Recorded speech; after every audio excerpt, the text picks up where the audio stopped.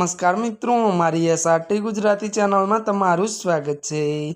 मित्रों, देश दुनिया की ताजा खबर जाणवा माटे अमारी चैनल ने मित्रों तमे अत्यारे सब्सक्राइब करी देजो। अत्यारे हालनी सौथी मोटी अने दुखद खबर सामे आवी रही है। जी आ मित्रों, आपने जणावी दे कि बात करवामां आवे तो त्यारे मित्रों દીપડાના હુમલામાં 4 વર્ષની બાળકીનું મોત।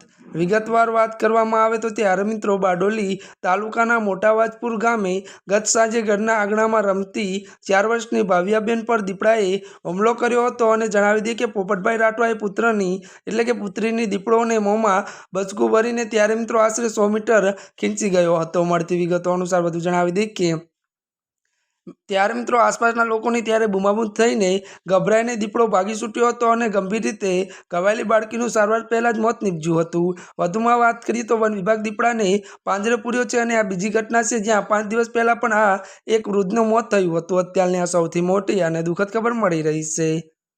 આજના માટે બસ આટલું જ। અમારી ચેનલમાં નવા હોય તો અમારી ચેનલને લાઇક, શેર અને સબસ્ક્રાઇબ કરી દેજો। ધન્યવાદ।